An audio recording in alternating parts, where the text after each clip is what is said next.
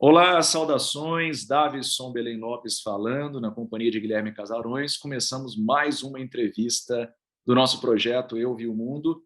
Nossa entrevistada é autora consagrada, tem várias obras muito lidas, eu mesmo já me beneficiei muito das páginas por ela lavradas. Além disso, ela ou tem uma atuação que transcende a academia, ela é muito requisitada em outros circuitos, nas artes, como historiadora, enfim, uma personalidade importante para a cultura brasileira, e vai ser uma honra conversar com ela ao longo da próxima hora. De quem eu estou falando, Guilherme Casarões?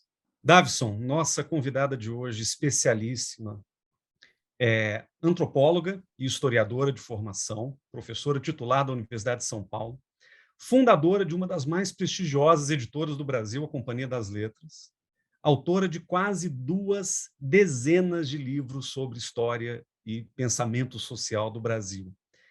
Mas mais importante do que tudo isso, e de ter vivido o mundo, a gente está diante de uma biógrafa do Brasil.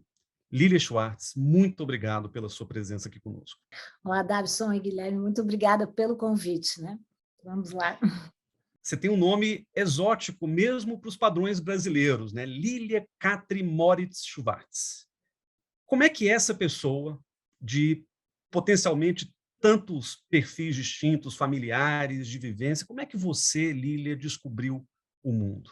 Bom, eu venho de uma família judia dos dois lados, né? E de origens um tanto próximas, né? Mas cada um contando a sua história. Minha mãe é italiana, de Milão, família toda milanesa, né? Do norte da Itália. Eles vieram para o Brasil antes da Segunda Guerra Mundial, fugindo justamente do medo do fascismo e do nazismo que estava já se montando, né, no norte da Itália. É a família Camerini. Né? Minha mãe até hoje ficou muito brava que eu não tenho Camerini no meu nome, mas foi ela que não colocou, ficaria pior ainda. Né? O meu pai, a família do meu pai é da região de Saarbrücken, da região da Alsácia-Lorena, essa região tantas vezes invadida, né?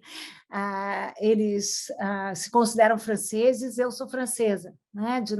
Tenho uma dupla nacionalidade. Eles eram profundamente franceses e a minha mãe se nacionalizou francesa depois, e os meus avós meu pai e minha tia moravam em Luxemburgo, no contexto da guerra, da Segunda Guerra Mundial. Como todos os franceses, eles acreditavam que a França não iria se render. A França se rendeu, eles tinham ótimas condições de vida, por isso conseguiram fugir para o Brasil, né? E eu sei que o lugar onde eles moravam, a casa deles, que eu visitei anos depois, virou um QG do nazista, né? Na região de Luxemburgo. Os dois se conheceram aqui no Brasil mais velhos, quer dizer, já na época da universidade, fizeram universidade, ambos, e o meu nome é um nome um pouco estranho, Lília Catri, ninguém imagina, mas o Catri é nome também, é Lilia, o que me causou muitos problemas na infância, e também porque minha mãe só me chama de Lília quando ela está muito brava comigo, ela fala, Lília, minha filha, eu não vou. Catri vem de Catherine, que é a minha avó pelo lado paterno. O Moritz justamente é do meu pai, dessa região da Alsácia-Lorena, e Schwartz é por causa do meu marido, que é húngaro. Por isso que é um nome muito difícil de dizer, há quem chame de Soares, há quem chame de todos, porque é um nome com 7 consoantes para uma vogal. Né? Então, é um pouco o meu nome conta a história da família, né? Essa história dessa família já bastante internacional. Isso é interessante porque já dá o gancho para a primeira pergunta e a gente vai usar aqui, Lília, a sua bibliografia como fio condutor, porque você produziu muitas obras que são referência. Para mim, seguramente, eu estudo política externa brasileira, Guilherme também. Uma dessas obras, das minhas favoritas, é As Barbas do Imperador, de 1999. E tem um tema, embora, claro, seja um estudo fundamentalmente sobre o século XIX, mas eu acho que há um tópico que é profundamente contemporâneo, que é a diplomacia do prestígio. A ideia de que Pedro II ele emprestava à nação, aquele país ainda se estruturando na periferia do sistema internacional, na América do Sul, não é? País pós-colonial que tentava ali conseguir o seu ticket nas relações internacionais centradas na Europa. Pedro II ele era um fiador, ele era o embaixador desse país que se estruturava na América do Sul. E ele carregava no seu corpo físico, não é? Série de expectativas. Ele era visto por muitos como um homem da ciência, que era capaz de circular pelos salões, pelas feiras internacionais, até atuou como árbitro internacional em algumas arbitragens. Eu quero te fazer duas perguntas, então, para começar essa conversa. Aquele era um bom modelo e você acha que aquele modelo de inserção internacional ele é sustentável hoje, em 2022? Bom, Davison, eu não sou especialista em política externa, né? Não vou dizer que sou, porque não sou. E o Bárbaro do Imperador foi a minha livre docência, né? E ele tinha justamente uma docência entre antropologia e história, que são as áreas, como disse o Guilherme, que eu trafego, né? E eu justamente queria, se o pensador, filósofo Émile Durkheim dizia que ele queria entender a eficácia simbólica do poder político, eu queria entender a eficácia política do poder simbólico. Eu tentei inverter essa equação. E a antropóloga que eu sou, eu queria entender a importância da manipulação de símbolos na construção da figura do imperador, que nas pesquisas sai ano, volta ano, nas pesquisas ele é sempre eleito como um dos estadistas, né, mais populares no Brasil. A gente não pode esquecer, quando você pergunta se é um bom modelo, que o que eu estudei, acho que se existe alguma coisa de inovador na pesquisa, é porque eu distingo o que é história e o que é memória. Em geral, nós achamos que história e memória são sinônimos, não são. A história e memória são categorias sociais de compreensão, né, da temporalidade, e andam, em geral, às turras, memória e história. Porque a história não se fia na memória, porque acredita que não é possível se fiar num tipo de conhecimento que se pauta na subjetividade, e a memória não confia na história, porque também não dá muito crédito àqueles que se movem por base de informações objetivas e tudo mais. Mas eu tentei navegar entre essa ideia de memória e história, e menos do que entender o que era Pedro II, eu tentei entender a construção da figura do monarca, Pedro II. Como é que ele se construiu, como é que se deu essa urdidura da construção política do monarca, política e simbólica. Então, isso que você pergunta, um modelo de inserção internacional, olha, Davison, eu não tenho certeza, nem que era um bom modelo e nem que ele tinha essa inserção toda. Porque a pergunta do trabalho é justamente o que era lastro e o que era vela, para fazer uma metáfora de Sérgio Buarque de Holanda, né? Quando ele diz que o imperador tinha muito lastro para pouca vela, porque há uma urdidura política em torno de Pedro II muito forte, né? Então, ele se construiu como esse monarca.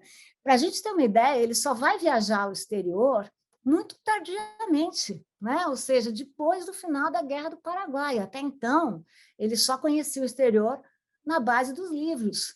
E o que ele vai fazer no exterior? Ele faz uma viagem muito importante, que é a abertura da Exposição Universal nos Estados Unidos, mas ele faz viagens para conhecer um mundo que ele só tinha estudado.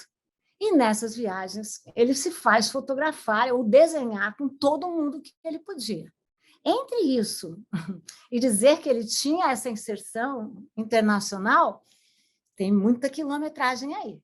A gente também tem que pensar, Adson, que estamos falando de uma monarquia.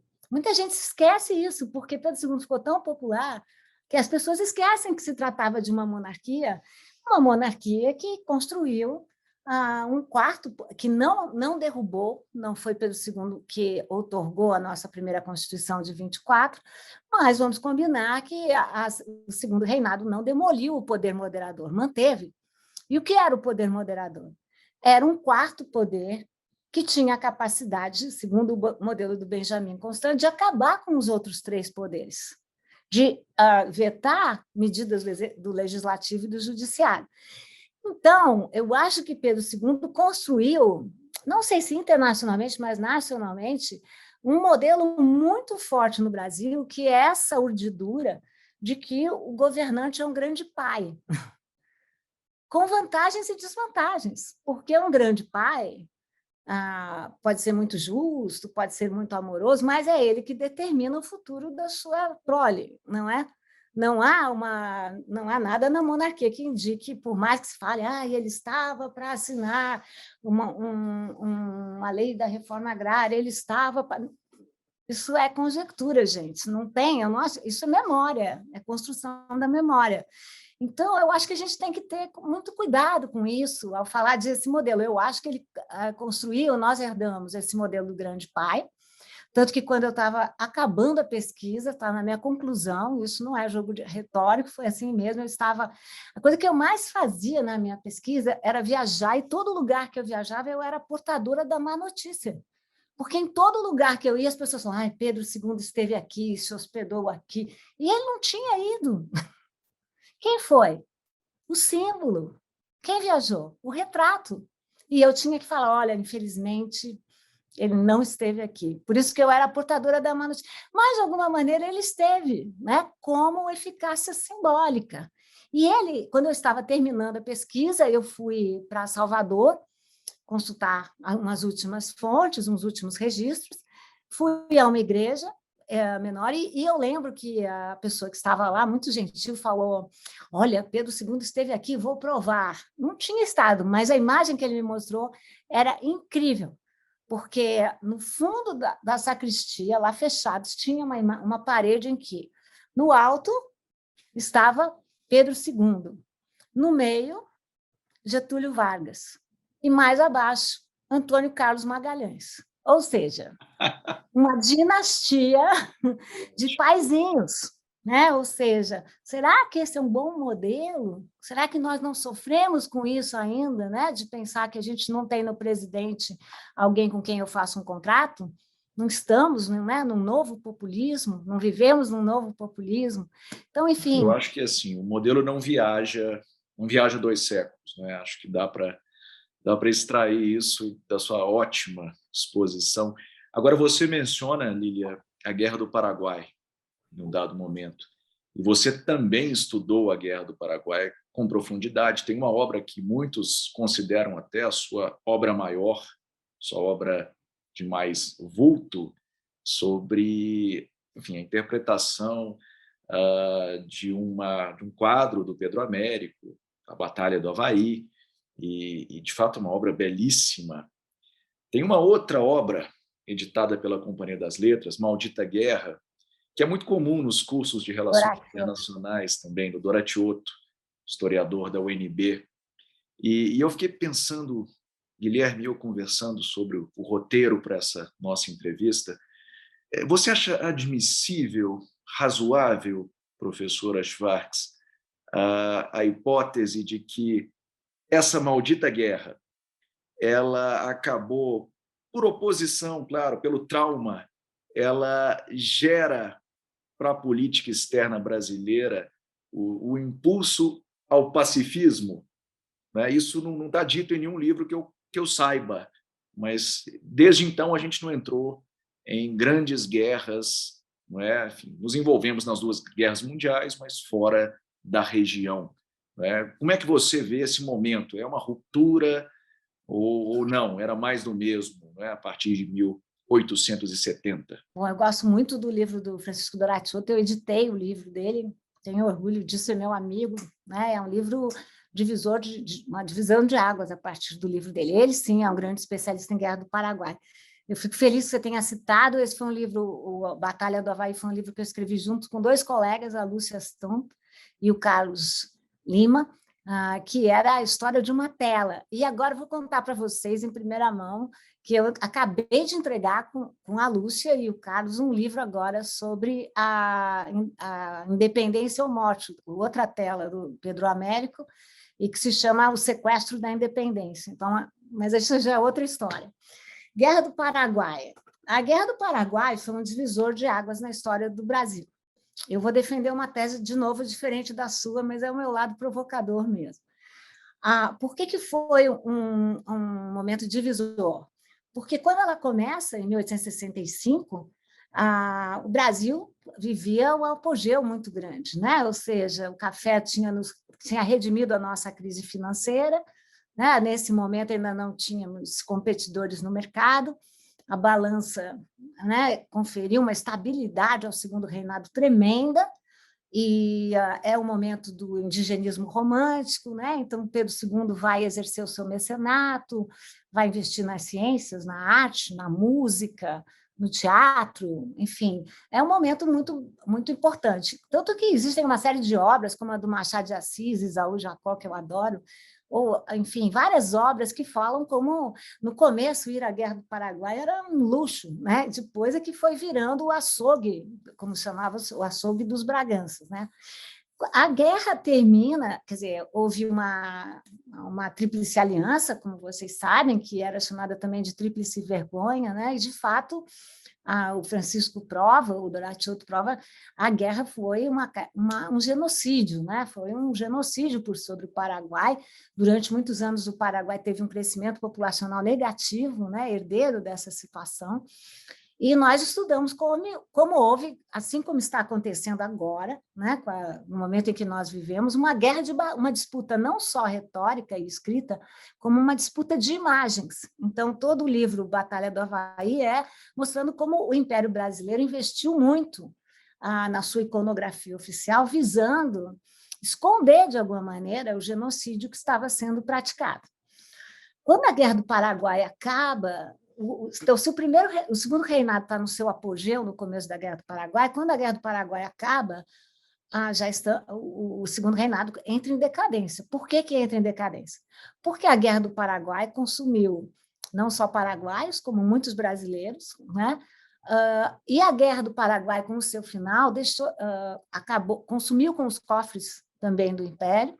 Quando a guerra acaba, se montam os dois grupos que seriam, até o final do segundo reinado, os grupos de oposição ao Império, ou seja, o Partido Republicano e o abolicionismo, né, que vai virando uma questão supranacional a partir ainda mais da década de 80. Agora, a sua definição de pacifismo, né? Eu discordo dela. Depende do que você diz, que você disse lá, nós não nos metemos mais em batalhas. Depende do que você chama de batalha. Né? Nessa época, você tem vários quilombos estourando. Você tem uma briga feroz pelo final da abolição, muito diferente da lenda pacífica que Isabel nos deu, a liberdade. Você tem uma briga, uma série de insurreições pelo Brasil todo, né? O que dizer do que foi no começo da Primeira República, Canudos, né? O que dizer, quer dizer, o que foi a Revolução de 30, gente? O que foi 64? Então, eu perguntaria para você, pacifismo para quem? Né? Ou seja, a gente pode falar de que um país pacífico porque não teve guerras internacionais, não se meteu em guerras internacionais? Não sei. Sabe, eu acho que não, nunca fomos pacíficos. Um país que foi o último a abolir a escravidão moderna, que ainda temos escravidão. Um país que recebeu quase 50% da mão de obra africana que foi compulsoriamente retirada do seu continente de origem. Hoje se falam que foram 12 milhões de africanos e africanas, 10 milhões chegaram com vida às Américas, e desses 10 milhões, 4,8 tiveram como destino o Brasil.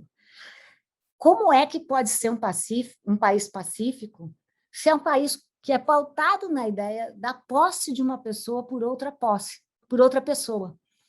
Esse país só pode ser um país tremendamente violento e nada pacífico, né? Então, se eu posso dizer que sim, que a Guerra do Paraguai foi um trauma na história brasileira, eu diria que nem gerou pacifismo, ao contrário, né? O final da escravidão foi muito violento, né? Cada vez mais os historiadores têm provado isso, como o que mostrou foi o fim do segundo reinado, isso sim, foi o começo do fim. Faltava um tanto ainda, mas foi o começo do fim. Genial, é isso mesmo, é um discurso para fora do Estado, para fora de pacifismo da política externa e para dentro.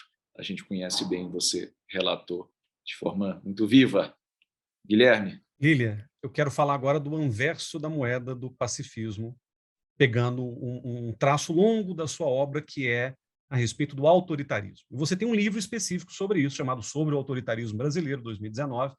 Eu lembro que comecei a dar meu curso aqui na GV de Ciência Política e faço uma digressão histórica sobre as origens desses pactos autoritários do Brasil. Recomendo seu livro, inclusive, e nele você faz quer dizer, cada capítulo, no fim das contas, é uma chave explicativa para a gente entender o fenômeno renitente do autoritarismo no Brasil, da escravidão ao paizinho, né, ao mandonismo, passando pelo patrimonialismo e etc., corrupção, enfim. E é justamente nessa chave que eu queria te fazer a seguinte pergunta. A gente está diante de uma nova onda de autoritarismos, marcadamente de direita, não só, mas vamos pensar no populismo autoritário conservador de direita, que é o fenômeno sobre o qual a gente vem se debruçando intelectualmente como cidadãos. Eu sei, Lília, e você nota isso bem no livro, que história não é bula de remédio. Então, eu não posso simplesmente generalizar o que aconteceu no passado para pensar o presente. Mas o que do autoritarismo longo do Brasil nos ajuda a entender o autoritarismo deste momento do Brasil? Esse livro foi um livro fora da curva para mim, né? Porque eu nunca escrevi um livro tão rápido, né? Foi considerada a primeira reação impressa, né, editorial ao governo Jair Bolsonaro. Bolsonaro foi eleito em novembro, né, de 18, e o livro saiu em maio. Quer dizer, eu nunca escrevi, e isso aí foi uma ideia da editora, e aquela ideia de editora, assim, é muito simples, você só junta os seus artigos no Nexo que já está pronto. Claro que não está pronto, né? Você tive que entrar em searas, em questões que eu não compreendo, e tentei fazer o máximo para não simplificar. No livro, eu tento trabalhar da seguinte maneira: o autoritarismo, como você destacou, é um fenômeno internacional desde 2016, eu diria, né? Ou seja, nós vimos esse crescimento, como você bem define, de governos autoritários, todos homens, todos brancos, destaco muito isso, todos de classe média alta, né? Então, tem marcadores sociais de diferença muito claros, interseccionados, todos eles muito nostálgicos de um tempo que nunca foi, que nunca existiu, né? E que respondiam a um eleitorado de base masculina, em torno de, agora hoje sabemos, né, de seus 30, 40 anos, né, todos brancos também, de classe média baixa. Esse é o eleitorado. Esse crescimento é um crescimento internacional e de extrema direita, né? Ou seja, podemos falar do caso dos Estados Unidos, talvez o mais emblemático, né, do Donald Trump, cujo presidente caiu, mas não o trumpismo, né, não a base sólida de Donald Trump. Podemos falar da Hungria, de Orbán, né, que continua aí para todo sempre, né? Podemos falar da Polônia, podemos falar da Rússia também. Eu sei que tem muita polêmica, né? Mas, enfim, não dá para defender o Putin, que está no governo, que decretou que vai ficar no governo até quando? Né? Mais 20 anos, é isso? Quer dizer, estamos falando de um fenômeno que é internacional e que pode ser definido como uma crise da democracia. Né? Todos acreditávamos que a democracia, eu ainda continuo acreditando, que é o melhor dos regimes, enquanto não inventarem outro, mas não era para todos. Né? Eu acho que o que nós percebemos é que todo um grupo, vamos chamar de progressista, né? Centro-esquerda ou centro, como você quiser definir, Guilherme, acreditou que, enfim, já tínhamos chegado na última etapa, que agora era, e vimos isso que foi um backlash, né? Foi um movimento claramente de sequestro de conceitos, né? E também um movimento que a gente não, pelo menos eu não imaginava. Só que não dá para entender, eu acho que isso tem, portanto, uma forma internacional, mas tem um significado nacional, né? E concordo com a sua questão. Eu acho que o Brasil tem aí, na primeira resposta que eu dei ao Davison, eu falava desse modelo, né, do chefe de Estado como um grande pai, né? Então, esse modelo do paternalismo, né, da nossa política, o nosso dirigente é uma espécie de pai afetivo, né? Tanto que nós chamamos, né? Quer dizer, chamava todos os presidentes a partir do primeiro nome, né? Só os militares da ditadura militar não, né? E agora o Bolsonaro pelo sobrenome.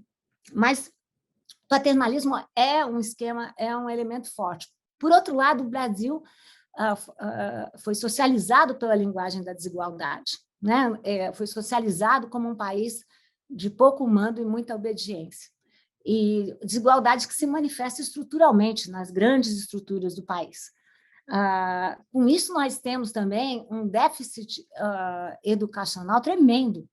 E no livro eu comparo, não com a Suíça, né? Não interessa, com o Japão, com a Coreia, eu comparo com a Bolívia, com os nossos vizinhos, com o Chile, com a Argentina. E o Brasil não destina um pedaço do PIB correspondente, que deveria destinar, por lei, para a educação. E a situação só piora agora. Então, eu digo no livro que eu não pretendo fazer um determinismo histórico, eu sou totalmente contra isso. Mas eu acho que a história nos ajuda a montar esse celeiro, né? Entendeu? Ou seja, o que acontece em países muito desiguais, com déficit educacionais, com muito patrimonialismo e muito paternalismo. Isso é um celeiro para o surgimento de governos populistas, que são governos que fazem o quê? Governos populistas são esses governos que vêm com um linguajar pretensamente facilitado, se definem como apolíticos contra o sistema, quando não são, né? E que é exatamente o discurso do grupo Jair Bolsonaro, veja as decorrências do que está acontecendo, e pretendem falar diretamente com o povo. Mas que povo é esse? É um povo por eles eleito, não é qualquer povo, né? Então, eu penso que a história, eu gosto muito de uma definição de história do Peter Burke, está até no livro, né? Que ele disse que a história gosta de dar um lembrete. Quem era o lembrete, né? No período da formação das nossas bibliotecas? O lembrete era um funcionário que tinha por obrigação lembrar os outros que tinham que devolver o livro, lembrar os outros que a biblioteca ia fechar. Esse era o lembrete, né? Então, Peter Burke, esse grande historiador inglês, ele diz exatamente isso, né? O papel da história é dar um lembrete, né? Ou seja, isso não quer dizer que vai acontecer, mas quer dizer que pode acontecer, né? E é o que está acontecendo conosco, né, Guilherme? Lília, deixa eu sair da história e entrar na literatura, a respeito de uma outra obra sua, que é sobre o Lima Barreto, né? O Triste Visionário, de 2017, e eu queria puxar o Lima Barreto para a gente poder pensar a atualidade do Brasil, saindo da onda grande, saindo do processo internacional e pensando na figura nacional que hoje nos governa. Tem um quê de Policarpo Quaresma no que a gente está vivendo, né? Inclusive, eu fui olhar e eu não sabia. A primeira tradução do Policarpo Quaresma para o inglês, o título do livro é The Patriot, o Patriota, né? Então, existe uma leitura desse patriotismo meio pedestre, que vai perpassar o livro, em particular, e o Policarpo Quaresma em si, ele tem esse traço do patriotismo, mas ele também tem uma certa frustração, talvez decorrente aí da sua vasta erudição, da sua leitura. Tinha uma biblioteca, apesar de não ser, né, não ser exatamente um intelectual. Você diria, Lília, que o Lima Barreto, que você biografou extensamente, ele seria um bom cronista do que a gente está vivendo hoje?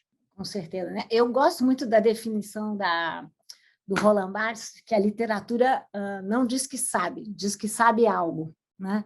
Eu acho uma boa definição, porque os historiadores, cientistas sociais, de uma maneira geral, nós tentamos às vezes, fazer de tudo que é então, literatura, arte, o que for, nós tentamos fazer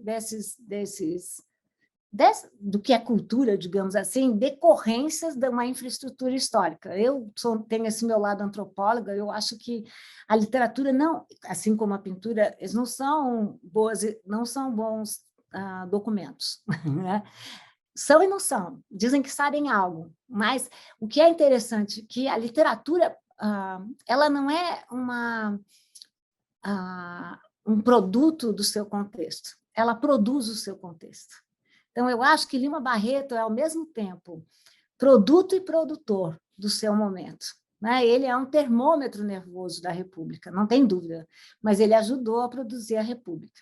E ele foi mal compreendido porque ele estava à frente da República nesse momento, né? O Lima Barreto ele tem uma literatura talvez mais facilmente utilizada por nós, cientistas sociais, porque ele dizia que fazia uma literatura ativista, né? Militante, ele dizia, que era uma literatura impactada pelo seu tempo, né? Uma literatura comovida pelo seu tempo, que ele dizia de uma forma muito linda, né? Ao mesmo tempo que ele dizia, eu me casei com a literatura, né? Todos os personagens de Lima Barreto são uma espécie de alter ego do autor, né? Eu lanço uma hipótese que, no caso, o Policarpo não era o Lima, era o pai do Lima, porque o pai do Lima Barreto era uma pessoa que sempre se inventava. O pai do Lima Barreto e a mãe do Lima Barreto, eles se formaram, eram ambos negros, netos de escravizados, nasceram livres, fazia muita diferença no Brasil escravista nascer livre, uma tremenda diferença. E eles puderam estudar, né? Tanto que a mãe do Lima estudou para ser mestre escola e o pai do Lima estudou para ser tipógrafo. É muito bonito, né? Eu sempre volto à questão dos símbolos, mas muitos negros livres ascenderam por causa da tipografia, né? E o que é a tipografia, senão os primeiros tipos, né? A primeira letra, a primeira forma, e o que é a letra, senão uma forma de emancipação, né? O controle da letra, o controle da escrita. Então, o pai de Lima era tipógrafo, um tipógrafo muito afamado. A mãe de Lima morre muito cedo, não viu a abolição, né? Lima e o pai, sim, né? O pai levou Lima para ver o ato, né, da princesa Isabel, né, o segundo ato, a missa, né, ele estava lá, ou pelo menos a memória diz que ele estava lá.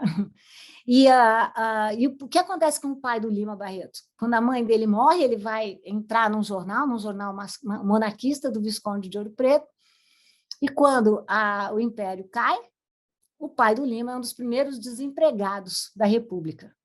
E ele foi ajudado pelos pistolões, o Visconde de Ouro Preto, por exemplo, que era, inclusive, padrinho do Lima Barreto, e ele se reinventou. Ele foi trabalhar como administrador na colônia de alienados, na Ilha do Governador. E ele foi se reinventando, primeiro como escrevente, depois como administrador, e depois ele começou a fazer tratados sobre por que a gente não podia plantar a batata inglesa, porque era importada. Então, ele era um patriota, né?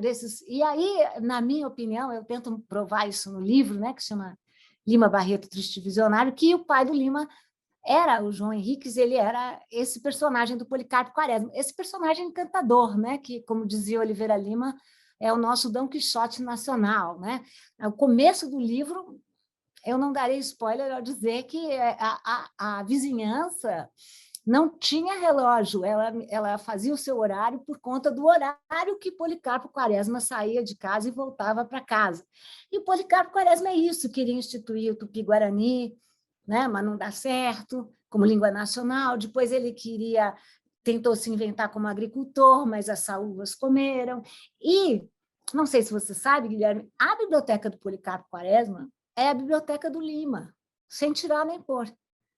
Eu tive acesso a um esquema, os livros de Lima, eles foram doados, a família deu para uma pessoa o Olegário Mariano, que ajudou muito no enterro do Lima, e o Olegário não cuidou e a biblioteca sumiu, sobrou apenas um livro.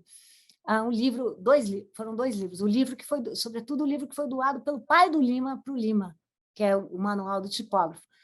Mas eu estou falando isso porque eu tive acesso a um plano da biblioteca do Lima, que ele fez. E é exatamente a biblioteca do Policarpo e a biblioteca do Lima Barreto, que todo mundo via, e a descrição que os vizinhos viam de fora era a casa do Lima Barreto. Então, o que era o Policarpo, né?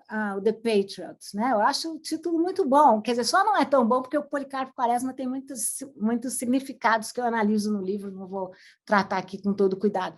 Mas o Policarpo era uma pessoa que acreditou por demais na República, né? Se alistou para a guerra, quis plantar, porque no Brasil tudo dá, e se desapontou com o Brasil.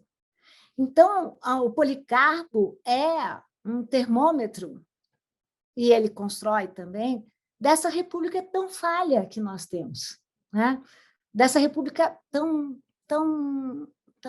dessa coisa que nós temos, essa descrença profunda na nossa república, né?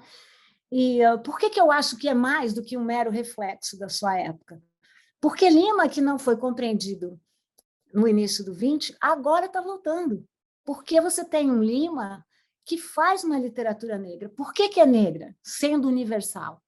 Porque todos os personagens do Lima Barreto ou são negros ou convivem com negros, todos moram no subúrbio. Então, Lima Barreto estendeu a linha do Rio de Janeiro, incluindo os subúrbios. Ora, e Lima Barreto fala o tempo todo da questão racial no Brasil. E fala, no começo do pós-emancipação, de discriminação. Ele que sofreu na pele a discriminação, ele que foi internado 2 vezes, em 1914 e 1918, e tinha medo, ele dizia, eu temo que meu corpo esteja me traindo, porque ele tinha medo das teorias do darwinismo racial, imperantes naquele contexto. Mas Lima vai virando agora essa chama, né? Porque é um Lima dos direitos civis, né? É um Lima que defende as mulheres, é um Lima que defende os negros, né? E é um Lima que acaba com a República, né? Lembra como começa meu livro? Deixa eu ver se eu acho aqui, peraí. A República no Brasil é o regime da corrupção. Todas as opiniões devem, por essa ou aquela paga, ser estabelecidas pelos poderosos do dia. Ninguém admite que se divirja deles, e para que não haja divergência, há a verba secreta, os reservados desse ou daquele ministério, olha só, e os empreguinhos que os medíocres não sabem conquistar por si só e com independência. Agora vejam só. Ninguém quer discutir, ninguém quer agitar ideias, ninguém quer dar emoção. Olha que lindo. Todos querem comer, entre aspas, ele coloca. Comem os juristas, comem os filósofos, comem os médicos, comem os romancistas, comem os engenheiros, comem os jornalistas. O Brasil é uma comilança. Pode? E o nome dessa crônica se chama A Política Republicana. Além dos majores Quaresma do tempo presente, há também alguns homens que sabem falar javanês neste governo. Não? Sabem. Nesse nosso governo está cheio de gente que é poliglota no javanês, né? Ou seja, que fica enganando os outros, né? E fora que Lima, ele acusava o homem, esse conto é maravilhoso, né? Esse que Davidson está citando, né? O homem que sabe, que é um sujeito que tá falido, então descobre que tinha uma linha em Java, que em Java tinha, e aí ele começa a dar aula de javanês e sobe muitíssimo na vida, vira deputado, tem uma vida de luxo. Porque o Lima ele tinha também uma crítica fundamental aos estrangeirismos, né? Ao bovarismo dos brasileiros. E é um pouco isso, né? Que a gente vive hoje, veja só, né? Cheio de gente que quer dar aula de javanês, né? Cheio de gente que quer, enfim, fazer essa leitura fácil, né? da nossa nacionalidade. Então, eu penso que Lima Barreto é, sim, um autor para os nossos dias, né? Você me deu o gancho perfeito, porque eu queria lhe perguntar do bovarismo. Vou até cometer uma inconfidência aqui. Existe uma referência ao bovarismo nos alinhamentos internacionais do Brasil, no livro Brasil, uma biografia. Eu acho um trecho formidável, prenhe de sentidos. Está logo no início, naquele primeiro capítulo, que você e a Heloísa Starling, minha colega aqui da UFMG, meio que mostram os itinerários, modos de usar, né, da obra, que é uma obra Muito interessante. Eu, por exemplo, já presenteei amigo meu estrangeiro com a versão em inglês. Gosto muito. E muitas teses ali embrionárias, não é? Muitas interpretações que, se você puxar o fio, vem coisas grandes. E o bovarismo nas relações exteriores do Brasil é uma delas. Essa ideia consta lá. E a inconfidência é esta. Eu perguntei uma vez para a Heloísa: Heloísa, que história é essa de bovarismo? Ela me disse: isso é coisa da Lília. Eu tive a resposta dela. Lília, que história é essa? Basicamente, enfim, só recapitulando, o Brasil, que é um país que foi colonizado por Portugal, se relacionava com os europeus prioritariamente, depois começa a ter nos Estados Unidos o seu aliado especial, preferencial, e no século XXI parecia estar se encaminhando para um outro tipo de padrão de alinhamento com os países BRICS do sul global. Eu fico pensando se isso não foi um sonho de uma noite de verão, mas eu quero te escutar, você que forjou essa ideia. Não, não fui eu que forjei essa ideia. Quem forjou essa ideia foi... Bom, o Lima é leitor de um autor chamado Gautier, que introduziu esse conceito de bovarismo. É um conceito muito interessante, porque ele é pautado em o quê? Em Madame Bovary, do Flaubert. Né? Quem era a Madame Bovary? Madame Bovary era um personagem genial, uma mulher que sempre queria estar em outro lugar, né? Ou seja, nunca estava satisfeita no lugar em que ela vivia. É uma bipolaridade radical, né? Ou seja, tripolaridade, sei lá. Então, o Lima Barreto, ele é leitor do Gautier e ele vai usar o bovarismo, ele que é leitor dos franceses também, ele é leitor dos russos, o Lima é sobretudo leitor do Dostoiévski, do Tolstói, do Goethe, mas ele é leitor do Flaubert, né? Grande leitor do Flaubert, né? Sua biblioteca está cheia de Flaubert. E o Lima, ele usa esse conceito de bovarismo como um conceito fundamental para ele, né? Ele diz que esse é o problema, é um dos problemas do Brasil, né? Porque o Brasil justamente gostaria sempre de ser uma outra coisa que não é, né? Esse é o outro começo do livro que eu acho que o Guilherme lembrou, que é muito bonito, né? Que são os transatlânticos, não sei onde está, se está aqui ou se está mas que ele chama de transatlântico, né? Que os brasileiros são como transatlânticos. Olha, ele diz o seguinte: é a teoria do transatlantismo. Nós, os brasileiros, somos como Robinsons.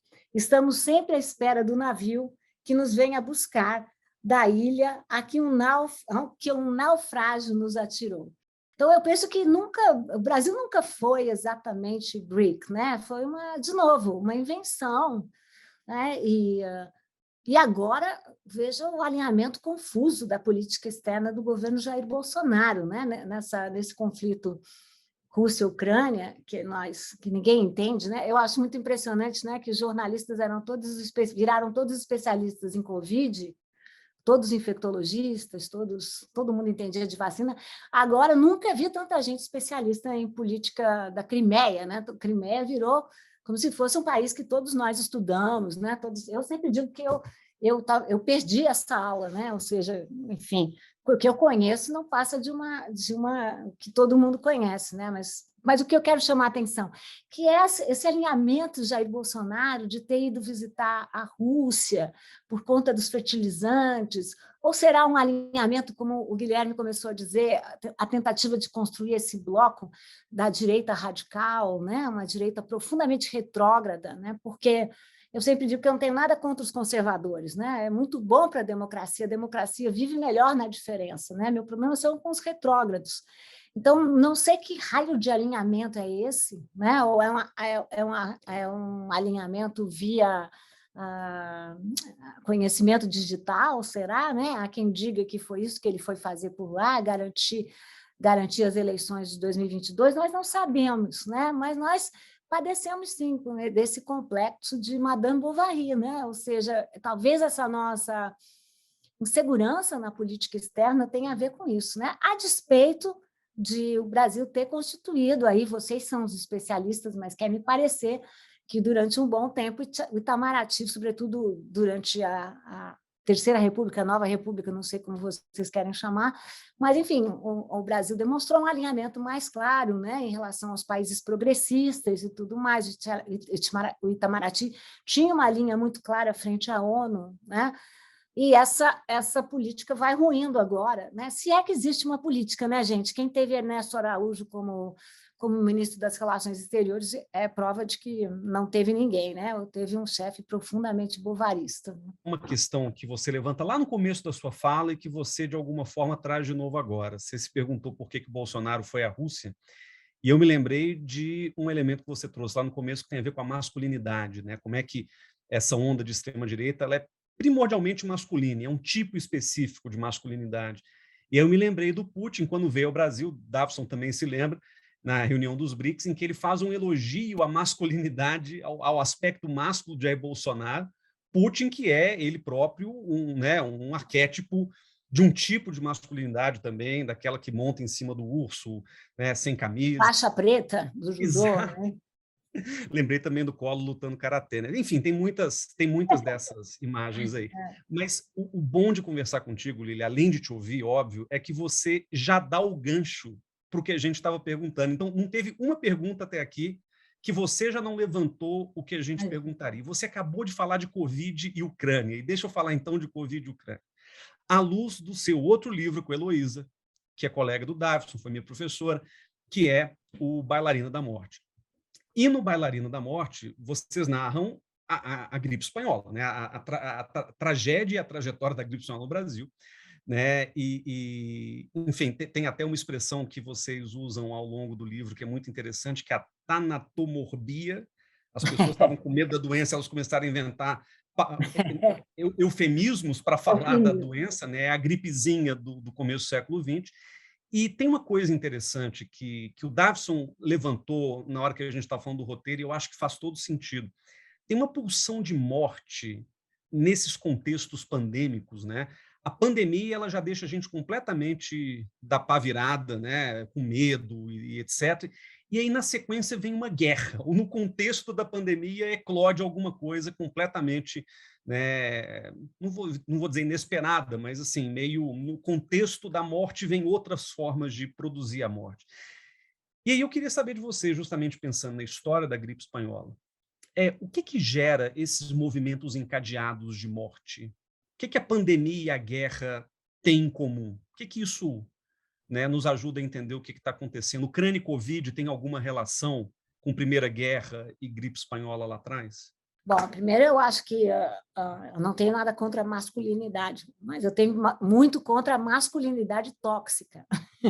Por sinal, eu sou contra tudo que é tóxico, até essa positividade tóxica que tem imperado agora, de todo mundo, vamos, eu detesto isso. Então, eu sou contra tudo que é masculinidade tóxica. O que é tóxico? É uma coisa que contamina, é uma coisa que quer excluir o outro. Então, eu tenho problema com esse tipo de masculinidade, né? Que é uma masculinidade que quer governar o mundo, quer acabar com os ursos, quer quebrar pau, e que acha que vai governar dessa maneira, né? Ou seja, com Jair Bolsonaro ligando o despertador, como diz o Marcos Nobre, o despertador do golpe, né, em 22 de setembro de 2021, e cavalgando a sua besta fera, ou um carro de som, dizendo que ele era que nem Pedro I às margens do Ipiranga.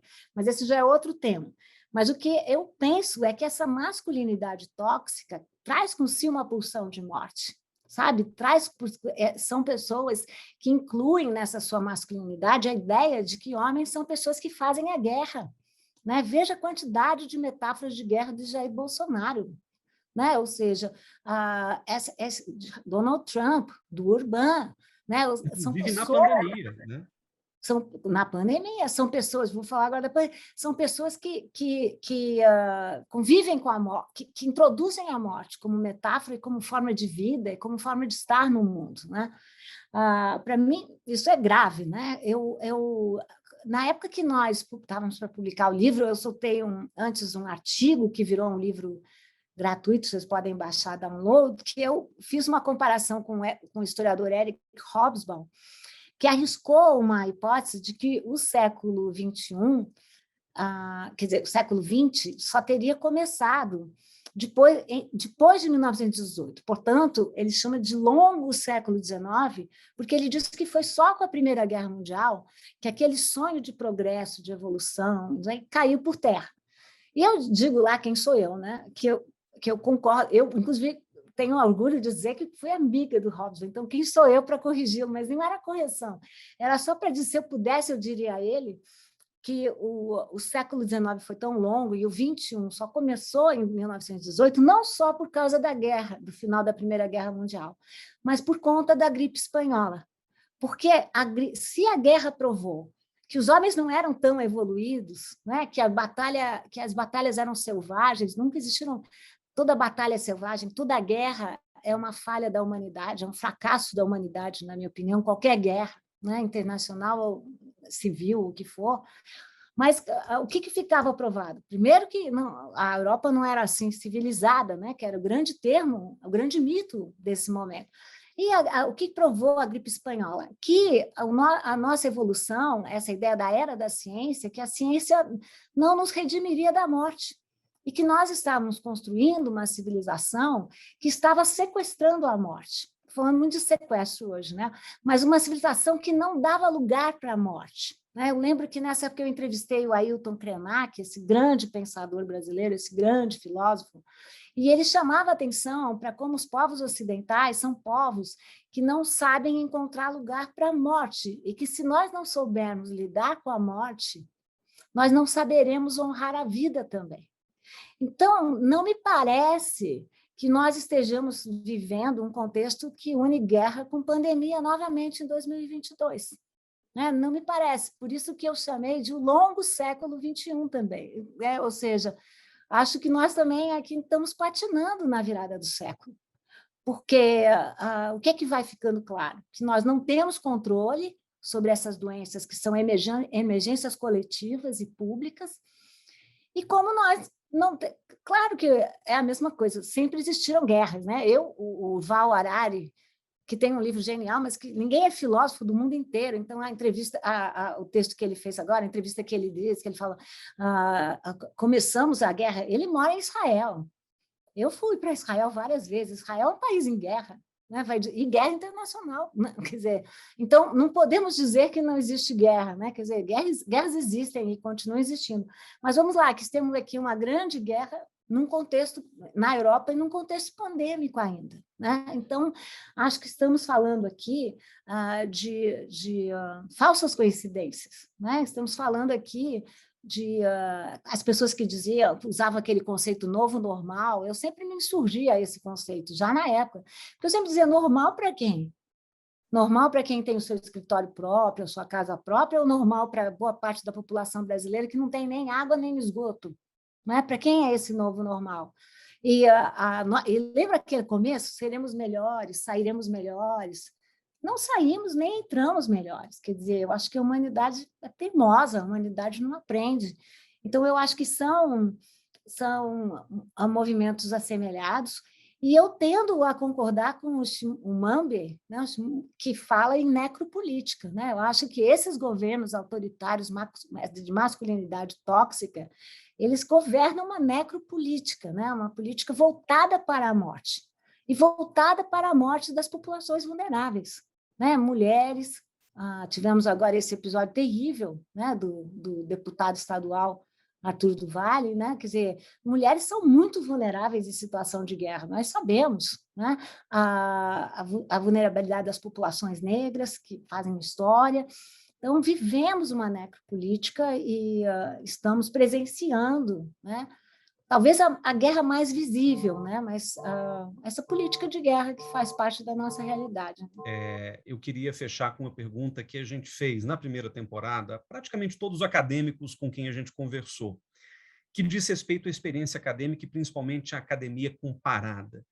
Você está voltando para Princeton, já passou por lá, por Brown, por Leiden, por Oxford, então você tem uma vivência internacional como poucos acadêmicos no Brasil, e é justamente por isso que a gente queria ouvir de você. Primeiro, como é que é essa academia internacional e como é que ela se compara com a academia brasileira? Existem diferenças fundamentais? Existe uma vamos dizer, uma superioridade estrangeira e anglo-saxã ao que a gente faz aqui em termos de produto, em termos de, né, condições, estruturas, e queria também, claro, que você desse uma palhinha para a gente, se possível, sobre a pesquisa que você vai fazer nos Estados Unidos agora. Eu fui para a Rússia também, hein? Tenho muito orgulho de... Era difícil lá, mas, enfim, as pessoas falavam, na academia, falavam, impressionante, como falavam muitas línguas, e eu penso o seguinte, sabe, Guilherme? Muita gente, eu dou aula em Princeton agora fazem 10 anos, né? Primeiro como visiting, depois Global Scholar, depois visiting direto.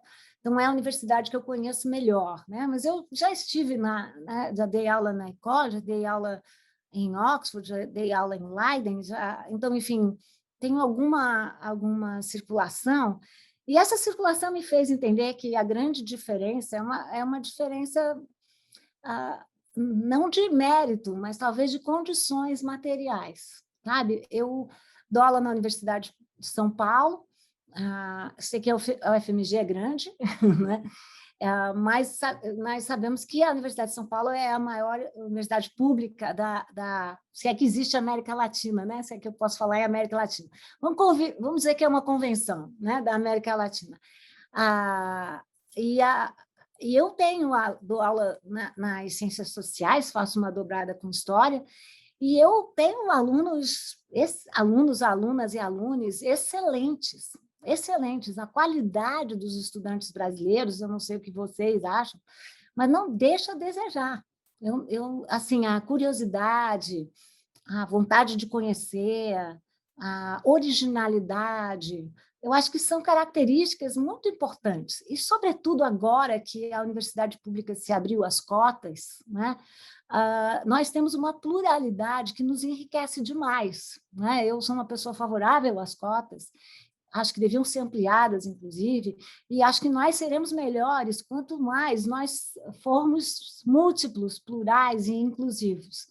Então, a universidade brasileira ela tem uma potencialidade tremenda, né? Ocorre que, se nós vínhamos vivendo um momento de criação de universidades, né, em vários pontos do Brasil, porque isso é muito importante, nós sabemos como, na minha área de história e antropologia, como nossa produção ainda é muito colonial, muito masculina, muito europeia, muito branca, mas também muito sudestina, né?